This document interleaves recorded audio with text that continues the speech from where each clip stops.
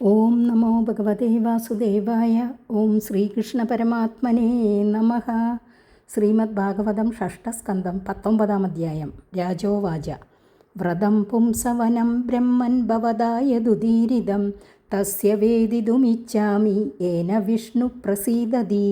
രാജാവ് ചോദിച്ചു, ഹേ സർവജ്ഞനായുള്ളവനെ, അങ്ങ് അരുളി ചെയ്ത പുംസവന വ്രതത്തിൻ്റെ വിശേഷ സമ്പ്രദായം ശരിയായി ധരിപ്പാൻ ഞാൻ ആഗ്രഹിക്കുന്നു.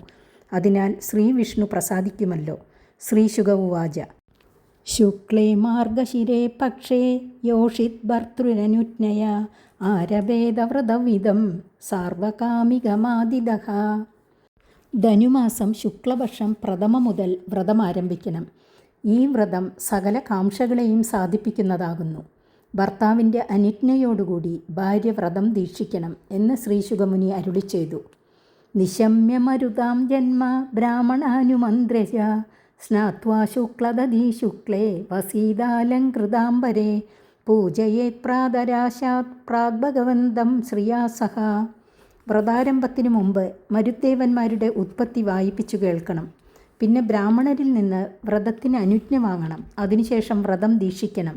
നിത്യനിയമങ്ങളെ പറയുന്നു. കാലത്ത് ദന്തശോധന ചെയ്ത് സ്നാനം ചെയ്ത ശേഷം ശുഭ്രവസ്ത്രങ്ങളും അലങ്കാരങ്ങളും ധരിച്ച് ശ്രീദേവിയോടുകൂടി ശ്രീ വിഷ്ണുവിനെ പൂജിക്കണം. ശ്രീദേവിയെയും ശ്രീനാരായണനെയും പൂജിക്കണം. അലം തേ നിരപേക്ഷായ പൂർണ്ണകാമ നമോസ്തുതേ മഹാവിഭൂതിപതയെ നമഃ സകലസിദ്ധയേ. പൂജിച്ച ശേഷം നമസ്കരിക്കണം. അതിനുള്ള മന്ത്രങ്ങളായ 3 പദ്യങ്ങൾ. ഹേ ഭഗവൻ, അങ്ങ് പൂർണ്ണകാമനാകുന്നു. അങ്ങയ്ക്ക് അന്യരിൽ നിന്ന് സാധിക്കേണ്ടതായിട്ട് യാതൊന്നുമില്ല. അങ്ങ് സർവസമ്പൽ സമ്പൂർണനാകുന്നു. സർവസമ്പൽ സ്വരൂപിണിയായ ലക്ഷ്മി ദേവിയുടെ ഭർത്താവും അണിമാദികളായ സർവസിദ്ധികളുടെ സ്ഥാനവുമായിരിക്കുന്ന അങ്ങേക്കായിക്കൊണ്ട് നമസ്കാരം. യഥാ ത്വം കൃപയാ ഭൂത്യ തേജസാ മഹിനൗജസ ജുഷ്ട ഈശഗുണൈ സർവൈസ്തദോസി ഭഗവാൻ പ്രഭുഃ. ഹേ ഭഗവൻ, അങ്ങ് കരുണ, ശ്രീ, ഐശ്വര്യം, അസംഗത്വാദികൾ നിമിത്തമുള്ള മാഹാത്മ്യം, വീര്യം എന്നിങ്ങനെയുള്ള സർവ്വഗുണങ്ങളും തികഞ്ഞവനായതുകൊണ്ട് ഭഗവാനും ഈശ്വരനും സർവത്തിനും സമർത്ഥനുമാകുന്നു. വിഷ്ണുപത്നി മഹാമായേ മഹാപുരുഷലക്ഷണേ പ്രിയേതാമേ മഹാഭാഗേ ലോകമാതർ നമോസ്തുതേ. ഹേ വിഷ്ണുപത്നി മഹാമായേ, ഹേ ലോകമാതാവേ, ഹേ മഹാപുരുഷ ലക്ഷണങ്ങളോടുകൂടിയ മഹാഭാഗേ, അങ്ങയ്ക്കായിക്കൊണ്ട് നമസ്കാരം. എന്നിൽ പ്രസാദിക്കണമേ. ഓം നമോ ഭഗവതേ മഹാപുരുഷായ മഹാനുഭാവായ മഹാവിഭൂതിപതയേ സഹ. മഹാവിഭൂതിഭിർ ബലിമുപഹരാണീതി. ഐശ്വര്യാദി ഗുണസമ്പൂർണനും പുരുഷോത്തമനും മഹാനുഭാവനും മഹാവിഭൂതി സ്വരൂപിണിയായ ശ്രീദേവിയുടെ ഭർത്താവുമായ അങ്ങേക്കും അങ്ങയുടെ പാർഷദന്മാരായ വിശ്വക്സേനാദികൾക്കുമായിക്കൊണ്ട് പൂജയെ സമർപ്പിക്കുന്നു. ഇന്നാണ് പൂജാമന്ത്രം. അനേനാഹരഹർമന്ത്രേണ വിഷ്ണോരാവാഹനാർക്യ പാദ്യോപസ്പർശന സ്നാന വാസ ഉപവീത വിഭൂഷണ ഗന്ധപുഷ്പധൂപദീപോപഹാരാദ്യുപചാരാംശ്ച സമാഹിതമതിരുപാഹരേത്. മന്ത്രം ഉപയോഗിക്കേണ്ടതായ ക്രമം. മുകളിൽ പറഞ്ഞ മന്ത്രം ഉച്ചരിച്ചും കൊണ്ട് ശ്രീ വിഷ്ണുവിന് ആവാഹനം, അർഘ്യം, പാദ്യം, ആചമനം, സ്നാനം, വസ്ത്രം, പൂണൂൽ, ആഭരണം, ഗന്ധം, പുഷ്പം, ധൂപം, ദീപം, നൈവേദ്യം മുതലായ ഉപചാരങ്ങൾ സമർപ്പിക്കണം. വിശ്വക്സേനാദികളായ പാർഷദന്മാർക്കും ബലി സമർപ്പിക്കണം. ഹവിശേഷം ദുജഹൂയാദനലേ ദ്വാദശാഹൂതിഹി. നൈവേദ്യാവശിഷ്ടത്തെ അഗ്നിയിൽ 12 പ്രാവശ്യം ആഹൂതി ചെയ്യണം. ഓം നമോ ഭഗവതേ മഹാപുരുഷായ മഹാവിഭൂതിപതയേ സ്വാഹേതി. ഹോമമന്ത്രം. ഭഗവാനും മഹാപുരുഷനും മഹാവിഭൂതപതിയുമായ അങ്ങേക്കായിക്കൊണ്ട് സമർപ്പിക്കുന്നു. ശ്രീയം വിഷ്ണും ജവരദാവാശിഷാം പ്രഭവാവുഭൗ ഭക്ത്യാ സംപൂജയേ നിത്യം യദീച്ചേ സർവസമ്പദഃ. ഏതൊരുവിധം സമ്പത്തിനെ ആഗ്രഹിക്കുന്നവരും ശ്രീദേവിയെയും വിഷ്ണുവിനെയും നിത്യവും ഭക്തിയോടുകൂടി പൂജിക്കണം. ഭജിക്കുന്നവർക്ക് അഭീഷ്ടവരങ്ങളും അനുഗ്രഹങ്ങളും നൽകുന്നവർ അവർ രണ്ടുപേരുമാകുന്നു. പ്രണമേ ദണ്ഡവത് ഭൂമൗ ഭക്തിപ്രഹ്വേണ ചേതസ ദശവാരം ജപേൻ മന്ത്രം തതസ്തോത്രമുദീരയേത്. ഈശ്വരഭക്തിയാൽ അടക്കമുള്ള മനസ്സോടുകൂടി ഭൂമിയിൽ സാഷ്ടാംഗം നമസ്കരിക്കണം. പിന്നെ 10 പ്രാവശ്യം മന്ത്രം ജപിക്കണം. അതിനുശേഷം സ്തോത്രം ചെയ്യണം. സ്തോത്രം. യുവാം തു വിശ്വസ്യ വിഭൂ ജഗത കാരണം പരം യം ഹി പ്രകൃതി സൂക്ഷ്മ മായാശക്തിർദുരത്യയ. സകല ലോകങ്ങളുടെയും സർവോത്കൃഷ്ടമായ കാരണം സർവത്ര നിറഞ്ഞിരിക്കുന്ന നിങ്ങൾ രണ്ടുപേരുമാകുന്നു. അറിയപ്പെടുവാൻ കഴിയാത്ത വിധം സൂക്ഷ്മവും അതിക്രമിപ്പാൻ കഴിയാത്തതുമായ പ്രകൃതി ഈ ദേവിയാകുന്നു. മായാശക്തിയെന്നും പറയപ്പെടുന്നത് ഇവൾ തന്നെയാണല്ലോ. തസ്യ അതീശ്വര സാക്ഷാത് ത്വമേവ പുരുഷ പരഃ ത്വം സർവയത്നയുജ്യേയം ക്രിയേയം ഫലഭുഗ് ഭവാൻ. പ്രകൃതിയെ നിയമിക്കുന്ന സർവേശ്വരൻ പരമപുരുഷനായ അങ്ങാകുന്നു. സകലവിധ യത്നങ്ങൾ അങ്ങയും യത്നങ്ങളെ നിർവഹിക്കുന്ന ഭാവനാസ്വരൂപമായ ഇജ്യ പരമേശ്വരിയുമാകുന്നു. ഐഹികങ്ങളായ സകല ക്രിയകളും പരമേശ്വരിയും ബലമനുഭവിക്കുന്ന ജീവൻ അങ്ങുമാകുന്നു. ഗുണവ്യതിരിയം ദേവി വ്യഞ്ജകോ ഗുണഭുഗ് ഭവാൻ. ത്വം ഹി സർവശരീര്യാത്മാ ശ്രീശരീരേന്ദ്രിയാശയ. സത്വാദിഗുണങ്ങളുടെ സാമ്യാവസ്ഥ ഭഗവതിയും അതിനെ പ്രകാശിപ്പിക്കുന്ന കാലവും ഗുണകാര്യങ്ങളെ അനുഭവിക്കുന്ന വിരാട് പുരുഷനും അങ്ങാകുന്നു. സകല ശരീരങ്ങളിലും അന്തര്യാമിയായിരിക്കുന്ന ആത്മാവ് അങ്ങയും ശരീരങ്ങൾ, ഇന്ദ്രിയങ്ങൾ, അന്തർക്കരണങ്ങൾ എന്നിവയായി കാണപ്പെടുന്നത് ശ്രീദേവിയുമാകുന്നു. നാമരൂപേ ഭഗവതി പ്രത്യയസ്ത്വമഭാശ്രയഃ യഥാ യുവാം ത്രിലോകസ്യ വരദൗ പരമേഷ്ഠിനൗ തഥാ ഉത്തമശ്ലോക സന്തു സത്യ മഹാശിഷഃ ഇത്യഭിഷ്ടൂയ വരദം ശ്രീനിവാസം ശ്രിയാ സഹ. തന്നിസ്സാര്യോപഹരണം ദത്വാ ച മനമർച്ചയേത് തതസ്തുവീതസ്തോത്രേണ ഭക്തിപ്രഹ്വേണ ചേതസാ. നാമരൂപങ്ങൾ ഭഗവതിയും അവയെ പ്രകാശിപ്പിക്കുന്നവനും ആശ്രയമായിരിക്കുന്നവനും അങ്ങാകുന്നു. മൂന്ന് ലോകത്തിനും ആഗ്രഹങ്ങളെ സാധിപ്പിക്കുന്ന പരമേശ്വരന്മാർ നിങ്ങൾ രണ്ടുപേരും തന്നെ എന്ന് വരികിൽ, ഹേ ഉത്തമ ശ്ലോകനായുള്ളവനെ, എൻ്റെ ആഗ്രഹങ്ങൾ സഫലങ്ങളായി ഭവിക്കണം. ഇപ്രകാരം വരദാനം ചെയ്യുന്ന ശ്രീനിവാസനെ ശ്രീദേവിയോടുകൂടി സ്തോത്രം ചെയ്ത ശേഷം നൈവേദ്യങ്ങളെയും നിർമാല്യങ്ങളെയും നീക്കം ചെയ്തിട്ട് ആചമനം സമർപ്പിച്ച ശേഷം ഭക്തിഭാവത്തോടുകൂടി വീണ്ടും പൂജിക്കുകയും മുമ്പത്തെ പോലെ സ്തുതിക്കുകയും വേണം. യച്ചോച്ചിഷ്ടമവക്രായ പുനരഭ്യർച്ചയേദ്ധരീം പതിം ച പരയാ ഭക്ത്യാ മഹാപുരുഷചേതസ. പൂജ കഴിഞ്ഞ ശേഷം പ്രസാദത്തെ ആഘ്രാണിച്ച ശേഷം പിന്നെയും ശ്രീഹരിയെ പൂജ ചെയ്യണം. മഹാവിഷ്ണു തന്നെയാണ് സ്വഭർത്താവെന്ന് ഭാവിച്ച് പരമഭക്തിയോടുകൂടി ഭർത്താവിനെയും പൂജിക്കണം. പ്രിയൈസ്തൈസ്തൈ രൂപനമേത് പ്രിയശീല സ്വയം പതിഃ ബിഭ്രയാത് സർവകർമാണി പത്ന്യ ഉച്ചാവജാനിജ.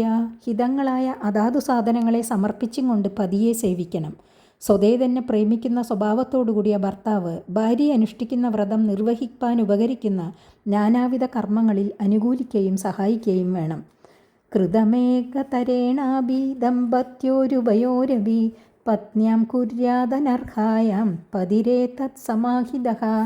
ഭാര്യ ഭർത്താക്കന്മാരിൽ ഏതൊരാൾ ചെയ്യുന്ന കർമ്മങ്ങളുടെ ബലവും രണ്ടുപേർക്കും തുല്യമായിരിക്കയാൽ ഭാര്യയ്ക്ക് ഈ വ്രതം നടത്തുവാൻ സാധിക്കാതെ വരുന്ന പക്ഷം ഭർത്താവ് ഏകാന്ത മനസ്സോടുകൂടി അനുഷ്ഠിക്കണം. വിഷ്ണോർവ്രതമിതം ബിഭ്രന്ന വിഹന്യാത് കഥഞ്ജന വിപ്രാൻ സ്ത്രീയോ വീരവതീഃ സ്രഗന്ധബലിമണ്ഡനൈഃ അർച്ചേദഹരഹർഭക്ത്യാ ദേവം നിയമമാസ്ഥിതഃ ഉദ്വാസ്യ ദേവം സ്വേദാംനി തന്നിവേദിതമഗ്രതഃ. അധ്യാത്മവിശുദ്ധ്യർത്ഥം സർവകാമർദയേ തഥാ ഏതേന പൂജവിധിനാ മാസാൻ ദ്വാദശകായനം നീത്വാദോപചരേ സാധ്വി കാർത്തികേ ചരമേഹനി ശോഭൂദേവ ഉപസ്പൃശ്യ കൃഷ്ണമഭ്യർച്ച്യ പൂർവവത് പയശ്രുതേന ജുഹുയാച്ചരുണ സഹസർപ്പിഷ പാകയത്നവിധാനേന ദ്വാദശൈവാഹുതീപതിഃ. ഭാര്യയ്ക്ക് സാധ്യമല്ലാതെ വന്നാൽ ഭർത്താവും, ഭർത്താവിന് സാധ്യമല്ലെങ്കിൽ ഭാര്യയും ഈ വ്രതത്തെ വിഘ്നം കൂടാതെ അനുഷ്ഠിക്കണം. ഏതുവിധത്തിലും മുടക്കരുത്. വ്രതാവസാനത്തിൽ ബ്രാഹ്മണരെയും ഭർത്തൃമതികളായ സ്ത്രീകളെയും മാല, ചന്ദനം, നൈവേദ്യം, ഭൂഷണം എന്നീ പദാർത്ഥങ്ങൾ കൊടുത്ത് സൽക്കരിക്കണം. ഇങ്ങനെ എല്ലാ ദിവസവും നിയമേന ദേവനെ പൂജിക്കണം. അനന്തരം സ്വസ്ഥാനത്തിൽ ദേവനെ ഉദ്വസിച്ച ശേഷം ദേവനൈവേദ്യത്തെ അന്ധക്കരണ പരിശുദ്ധിയും അഭീഷ്ടസിദ്ധിയും സങ്കല്പിച്ച് ആദ്യം സേവിക്കണം. അതിനുശേഷം മറ്റുള്ളവർക്കും വിഭജിച്ചു കൊടുക്കണം. ഈ പൂജാവിധി പ്രകാരം 12 മാസം പൂർണ്ണമായിട്ടുള്ള 1 വർഷം കഴിച്ച ശേഷം വൃശ്ചിക മാസത്തിലെ അവസാന ദിവസമായ കറുത്തവാവുനാൾ പതിവ്രതയായ പത്നി ഉപവാസമിരിക്കണം. പിറ്റേന്നാൾ കാലത്ത് സ്നാനാദികൾ കഴിച്ച ശേഷം പാലിൽ പാകം ചെയ്ത ഹോമദ്രവ്യത്തെ ഘൃതത്തോടുകൂടി പർവ്വം തോറും ചെയ്യാറുള്ള സ്ഥാലീപാക വിധിപ്രകാരം ഭർത്താവ് 12 ആഹൂതി ചെയ്യണം. ഹോമാധികാരം ഭർത്താവിന് മാത്രമേ ഉള്ളൂ. അതുകൊണ്ട് ഭർത്താവ് തന്നെ ഹോമം ചെയ്യണം. ആശിഷശിരസാദായ ദ്വിജൈ പ്രീതൈ സമീരിതാഹ പ്രണമ്യ ശിരസാ ഭക്ത്യ പുഞ്ചീത തദനുജ്ഞയ. ദാനമാനാദികളാൽ സന്തുഷ്ടരായ ബ്രാഹ്മണർ ചെയ്യുന്ന ആശീർവാദങ്ങളെ ശിരസാ സ്വീകരിച്ച ശേഷം ഭക്തിപൂർവം അവരെ നമസ്കരിച്ച് അനുജ്ഞ വാങ്ങിയിട്ട് ഭക്ഷിക്കണം. ആചാര്യമഗ്രത കൃത്വാ വാഗ്യത സഹ ബന്ധുഭിഃ ദദ്യാത് പത്ന്യൈ ചരോശേഷം സുപ്രജാസ്ത്വം സുസൗഭഗം. ഭർത്താവ് ഹോമശേഷത്തെ കയ്യിലെടുത്ത് മൗനവ്രതം ദീക്ഷിച്ച് ആചാര്യനെ മുമ്പിൽ നടത്തിയിട്ട് പിന്നാലെ താനും ബന്ധുക്കളോടും കൂടി നടന്ന് പത്നി സമീപത്ത് ചെന്നിട്ട് സത്പ്രജയെ നൽകുവാൻ സമർത്ഥവും സൗഭാഗ്യകരവുമായ ഹോമശേഷത്തെ ഭാര്യയ്ക്ക് നൽകണം. ഏതച്ചരിത്വാ വിധിവത് വ്രതം വിഭോരഭീപ്സിതാർത്ഥം ലഭതേ പുമാനിഹ സ്ത്രീത്വേദദാസ്തായ ലഭേദ സൗഭഗം ശ്രിയം പ്രജാം ജീവപദീം യശോഗൃഹം. പുരുഷൻ ഈ വ്രതം വിധിപ്രകാരം അനുഷ്ഠിക്കുന്നതായാൽ അവൻ്റെ അഭീഷ്ടകാര്യം ഭഗവാനിൽ നിന്നും ലഭിക്കും. സ്ത്രീ അനുഷ്ഠിച്ചാൽ സൗഭാഗ്യം, ധനം, സന്തതികൾ, ദീർഘമാംഗല്യം, കീർത്തി, വിശേഷഭവനം മുതലായവയെ പ്രാപിക്കും. കന്യാജ വിന്ദേദ സമഗ്രലക്ഷണം വരം ത്വവീര ഹതകിൽബിഷാഗതീം മൃതപ്രജാജീവസുധാധനേശ്വരി സുദുർഭഗ സുഭഗാരൂപമഗ്രം. വിവാഹം കഴിയാത്തവൾ ഈ വ്രതം അനുഷ്ഠിച്ചാൽ സർവ്വഗുണസമ്പന്നനായ ഭർത്താവിനെ പ്രാപിക്കും. വിധവ പാപഹീനയായിട്ട് വൈകുണ്ഠലോകം ഗമിക്കും. പുത്രമരണത്താൽ ക്ലേശിക്കുന്നവൾക്ക് ദീർഘായുസ്സുള്ള പുത്രനുണ്ടാകും. അധിക ധനമുണ്ടെന്നിരിക്കലും സൗന്ദര്യമില്ലാതിരിക്കുന്നവൾ മഹാസുന്ദരിയായി ഭവിക്കും. ജന്മസിദ്ധങ്ങളായ മഹാദോഷങ്ങളെയും നശിപ്പിക്കുവാനുള്ള ശക്തി ഈ വ്രതത്തിനുണ്ട്. വിന്ദേദ്വിരൂപാ വിരുജാ വിമുച്യതേ യ ആമയാവീന്ദ്രിയ കൽപ്പദേഹം ഏതത് പടന്യുപദയേ ജകർമ്മണ്യനന്ദതൃപ്തി പിതൃദേവതാനാം. സൗന്ദര്യമില്ലാത്തവൾ സുന്ദരിയായി വരും. രോഗമുള്ളവൻ അവൻ്റെ സർവ്വവിധ രോഗങ്ങളും ശമിച്ച് ഇന്ദ്രിയപാഠവുമുള്ള ശരീരത്തോടു കൂടിയവനായി വരും. ശ്രേയസ്കരങ്ങളായ യാഗം, ശ്രാദ്ധം മുതലായ കർമ്മങ്ങൾ നടത്തുന്ന അവസരത്തിൽ ഇതിനെ പഠിക്കുകയോ കേൾക്കുകയോ ചെയ്യുന്നതുകൊണ്ട് ദേവന്മാരും പിതൃക്കളും പരമസംതൃപ്തിയെ പ്രാപിക്കും.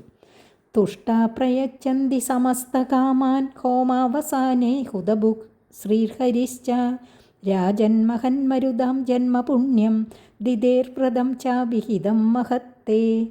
ഹോമാവസാനത്തിൽ സന്തുഷ്ടരായ ദേവന്മാരും പിതൃക്കളും അഗ്നിയും ശ്രീയും ഹരിയും സാധകൻ ആഗ്രഹിക്കുന്ന എല്ലാ കാര്യങ്ങളെയും സാധിപ്പിക്കും. ഹേ രാജൻ, മഹാനുഭാവന്മാരായ മരുദ്ദേവന്മാരുടെ ഉൽപ്പത്തിയെയും ദിതിയുടെ പുണ്യകരവും മാഹാത്മ്യമേറിയതുമായ വ്രതത്തെയും ഞാൻ അങ്ങയോട് പറഞ്ഞു. 19-ാമത്തെ അധ്യായത്തോടുകൂടി ഷഷ്ഠസ്കന്ധം സമാപിച്ചു. സപ്തമസ്കന്ധം അടുത്ത ദിവസം. ഹരിയോം.